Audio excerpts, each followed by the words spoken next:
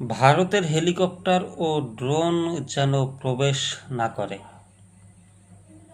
সীমান্তে বিজিবি ও বিএসএফের মধ্যে বাড়তে থাকা উত্তেজনা এবং বিএসএফের পুশিন ঠেকাতে বিজিবির কঠোর অবস্থানের প্রেক্ষাপটের মধ্যেই ভারতের নয়াদিল্লিতে বিজিবি বিএসএফের মধ্যে সীমান্ত বৈঠক অনুষ্ঠিত হচ্ছে।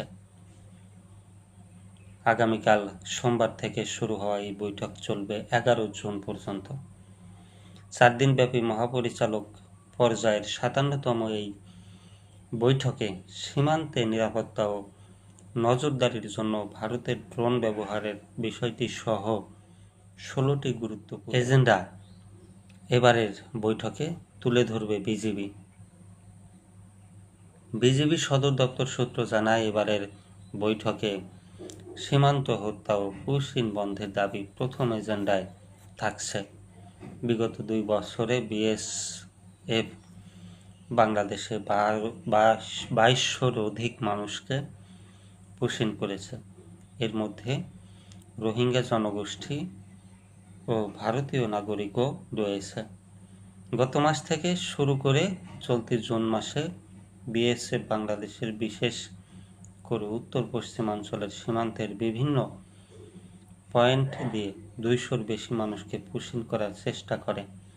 পুশিন নিয়ে বিএসএফের কাছে ব্যাখ্যা চাইবে বিজিবি। বিজিবির সদর দপ্তর সূত্র জানায়, বিএসএফ বা ভারতীয় নাগরিক কর্তৃক অবৈধভাবে ড্রোন ও হেলিকপ্টার বাংলাদেশের আকাশসীমায় প্রায়ই প্রবেশ করছে। বিএসএফ সীমান্তের নদী ও পাহাড় বেষ্টিত দুর্গম এলাকায় নজরদারির জন্য ড্রোন উড়ায়।